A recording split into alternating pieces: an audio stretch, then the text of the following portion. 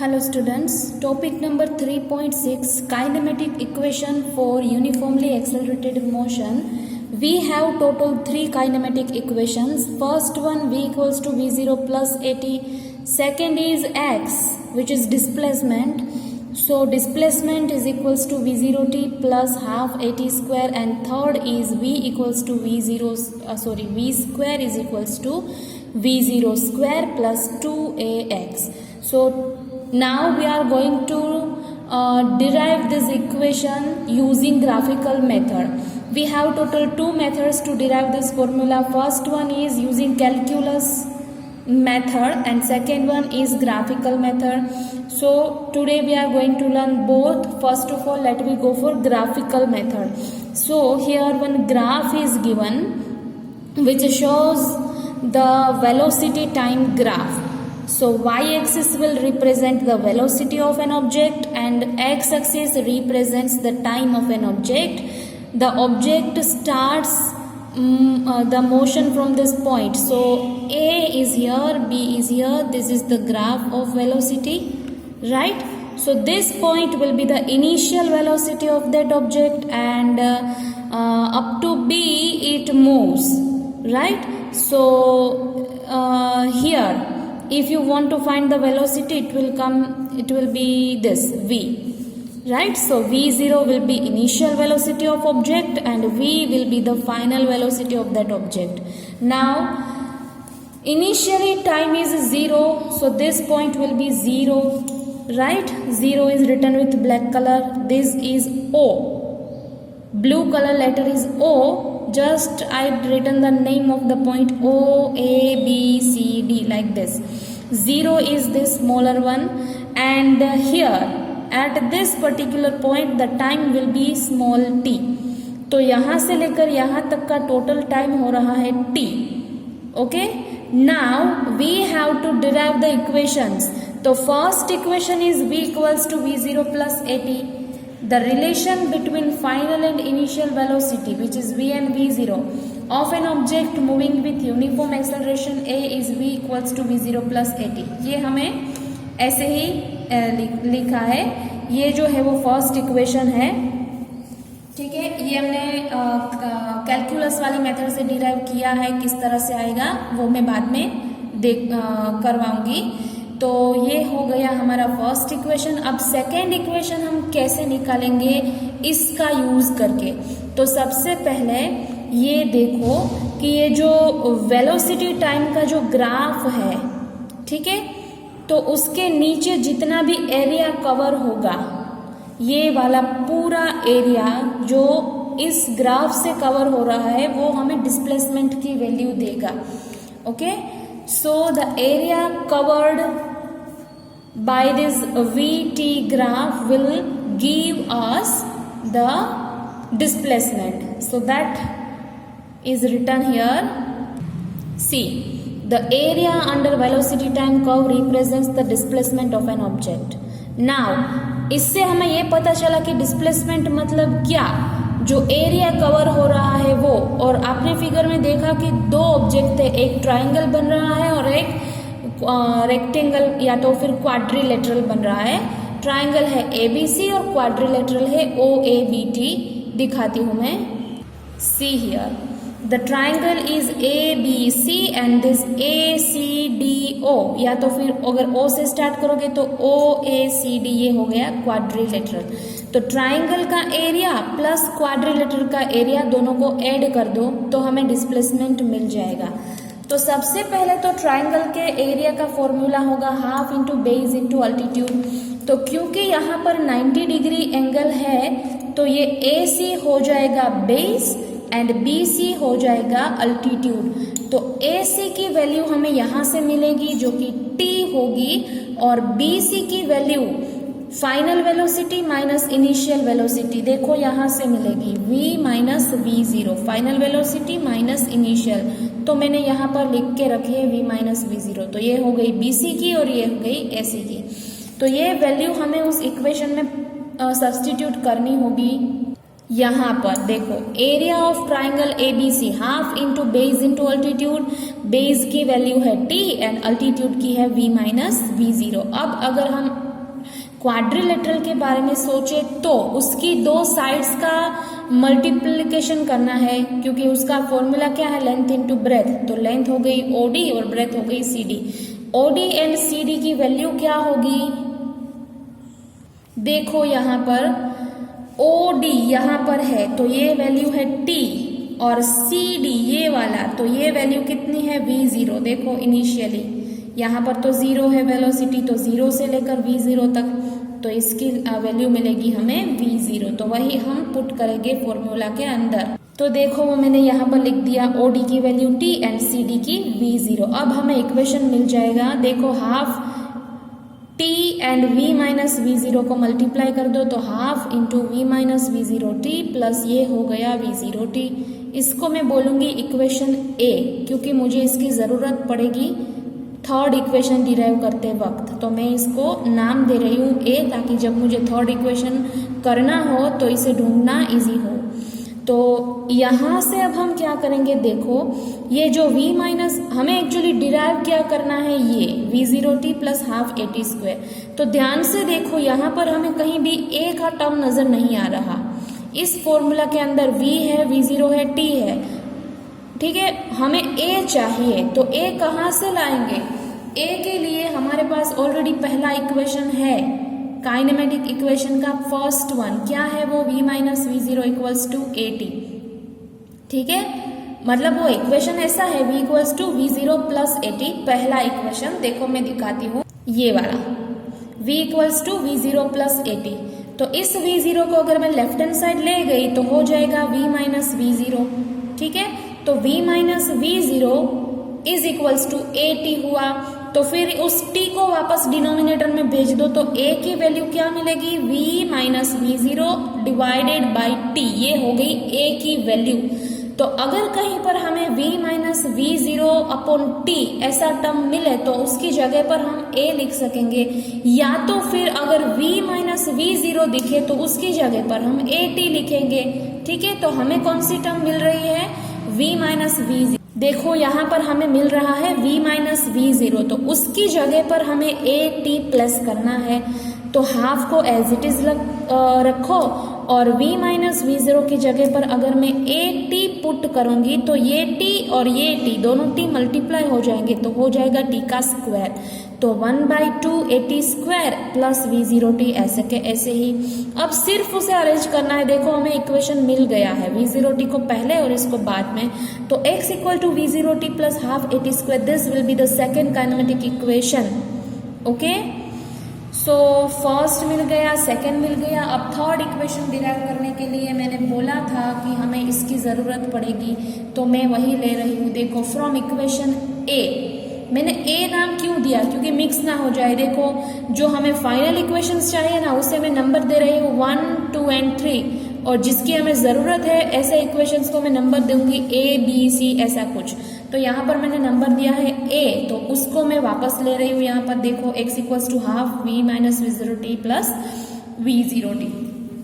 अब क्या करूँगी, LCM ले लो, 2 को इधर भी जाने दो और इधर भी LCM लेकर क्रॉस मल्टीप्लाई किया है, तो ये हो जाएगा 2x equals to V minus V0T as it is, और 2 इसके साथ भी मल्टीप्लाई होगा तो ये बन गया 2V0T। अब ये ब्रैकेट ओपन करके सोल्व करना है, तो ये T दोनों के साथ मल्टीप्लाई होगा, VTP और V के साथ भी तो VT बन गया, और V0 के साथ भी तो ये V0T बन गया। बाकी के दोनों टर्म्स एज इट इज लिखे हैं। अब यहाँ पर सिंप्लीफिकेशन क्या होगा, देखो लास्ट वाले 2 टर्म लाइक टर्म्स है, तो यहाँ पर उसका एडिशन सब्ट्रैक्शन जो भी हो जाएगा। तो एक टर्म माइनस है, एक प्लस है, तो यहाँ पर सब्ट्रैक्शन होगा 2x as it is, VT भी एज इट इज, और इसका सिंप्लीफिकेशन होगा प्लस V0T, क्योंकि ये 2 है तो 2 में से अगर एक बार चला जाएगा तो 1 बचेगा, तो ये हो गया 1V0T। अब इन दोनों में से अगर मैं T को कॉमन निकाल लूँ तो क्या मिलेगा मुझे, V प्लस V0 और ब्रैकेट के बाहर T, देखो ऐसा मिलेगा। और यहाँ से ये वाला 2 में वापस भेज दूँ तो ये डिनोमिनेटर में जाकर मुझे x की वैल्यू देगा, मतलब कि मुझे डिस्प्लेसमेंट की वैल्यू मिली V plus V0T divided by 2। अब सोचो कि हमें थर्ड इक्वेशन चाहिए, वो क्या है। जो भी थर्ड इक्वेशन हमें चाहिए वो है V का स्क्वायर इक्वल्स टू V0 का स्क्वायर प्लस ए एक्स, मतलब कि जो थर्ड इक्वेशन हमें चाहिए उसमें हमें टाइम वाली टर्म नहीं चाहिए, हमें t निकालना है, यहाँ से t नहीं चाहिए। तो इस t को निकालने के लिए मैं वापस ये पहला वाला इक्वेशन यूज करूंगी। कहाँ गया फर्स्ट इक्वेशन, ये वाला देखो, v minus V zero equals to A T, इसको यूज करके हम t को निकालेंगे। तो यहाँ से अगर इस a को मैं यहाँ डिनोमिनेटर में जाने दूँ, ठीक है, तो ये हो जाएगा v minus V zero upon A, किसकी वैल्यू मिली हमें, टाइम की। तो टाइम की वैल्यू मिली v minus V zero upon A, ये हम यहाँ t की जगह पर रखेंगे। तो देखो t की वैल्यू मिली v minus V zero upon A, equation 1 में से मिली है, ठीक है। तो वो यहाँ पर लिखी है मैंने, पहला ब्रैकेट तो एज इट इज है और t की जगह पर ये लिखा मैंने। अब इसको सिंप्लीफाई करो तो न्यूमरेटर में देखो v प्लस वी जीरो है, यहाँ पर v माइनस वी जीरो है और डिनोमिनेटर में 2 एंड a को मल्टीप्लाई कर दो। तो ये x plus Y x minus Y वाली मेथड है, तो ये हो जाएगा X square minus Y square. क्योंकि यहाँ पर v एंड v जीरो है, ये हो जाएगा v का स्क्वायर माइनस वी जीरो का स्क्वायर। ये मैथमेटिक्स का रूल है, आपको याद होना चाहिए, 10th स्टैंडर्ड में पढ़ा है। तो 2a डिनोमिनेटर में है, उसे मैं लेफ्ट हैंड साइड भेजूँ तो मल्टीप्लाई हो जाएगा 2ax इक्वल्स टू v का स्क्वायर माइनस वी जीरो का स्क्वायर। अब मुझे इक्वेशन ऑलमोस्ट मिल चुका है, बस अरेंज करना बाकी है। तो इक्वेशन के लिए इस माइनस वाले v जीरो को मैं वहाँ भेजूँ तो प्लस हो जाएगा। तो v स्क्वायर की वैल्यू हमें मिलेगी v जीरो का स्क्वायर प्लस 2ax, जो कि हो गया हमारा मोशन का तीसरा इक्वेशन, ठीक है, काइनेमेटिक मोशन का तीसरा इक्वेशन। तो इस तरह से ग्राफिकल मेथड से भी तीनों इक्वेशंस डिराइव हो सकते हैं। अब मैं वो वाली मेथड भी एक्सप्लेन कर रही हूँ, कैलकुलस वाली, ठीक है। दोनों मेथड साथ में देखते हैं, चलो। देखो ये आपका एग्जाम्पल है 3.3, obtain equation of motion for constant acceleration using method of calculus. यहाँ पर कौन सी मेथड यूज करनी है, कैलकुलस की। कैलकुलस की मतलब कि इंटीग्रेशन करके करना है, ठीक है। तो इसमें फिगर की ज़रूरत नहीं है, सिर्फ हमें एक्सेलरेशन का फॉर्मूला पता होना चाहिए, जो कि है a equals to D V by D T. Next step में dt को इस तरफ जाने दो, तो ये हो गया a into D T equals to D V. ये भूल जाओ पहले, ठीक है, सोचो कि ऐसा नहीं है। तो ये बन जाएगा a dt और फिर dv। फिर दोनों ही तरफ मैंने इंटीग्रेशन का साइन लगाया है, क्योंकि हम कैलकुलस से करने वाले हैं। तो इसका इंटीग्रेशन और इसका इंटीग्रेशन करेंगे। तो क्योंकि हमें पता है कि ये कांस्टेंट एक्सेलरेशन है, तो a की वैल्यू तो वैसे भी कांस्टेंट रहने वाली है, तो a को इंटीग्रेशन से बाहर निकाल दो। यहाँ पर किसका इंटीग्रेशन होने वाला है, सिर्फ dt का, और यहाँ पर सिर्फ dv का। According to the rule dt का इंटीग्रेशन होगा t और dv का होगा v। लिमिट्स के बारे में सोचे तो टाइम की लिमिट होगी 0 से t तक और वेलोसिटी की लिमिट होगी v0 से v तक। क्यों? क्योंकि इनिशियल टाइम 0 है, फाइनल टाइम t है। देखो मैं ग्राफ में भी दिखा, देखो यहाँ पर टाइम अगर देखा जाए तो इनिशियल टाइम 0 है, फाइनल टाइम t है। वेलोसिटी अगर देखी जाए तो इनिशियल वेलोसिटी यहाँ पर 0 है, लेकिन मोशन यहीं से स्टार्ट हुआ है। तो इनिशियल वेलोसिटी 0 लेंगे, v0 and final v and v0, देख, ठीक है। तो इसीलिए यहाँ पर लिमिट्स मैंने ली है 0 से t और v0 से v। तो इंटीग्रेशन कर दिया है, यहाँ t मिला, यहाँ v मिला। अब अपर माइनस लोअर लिमिट ही करनी बाकी है।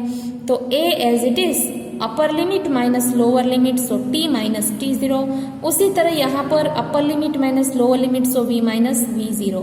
a को अंदर मल्टीप्लाई कर दो, at is equals to v minus v0। Almost हमें इक्वेशन मिल चुका है, v equals to v0 plus at। ये हमें पहला इक्वेशन मिला, मैंने बोला था ना पहला वाला, ये वाला इक्वेशन, दिस वन, ओके। तो कैलकुलस की मेथड से वो इक्वेशन हमें इस तरह से मिला।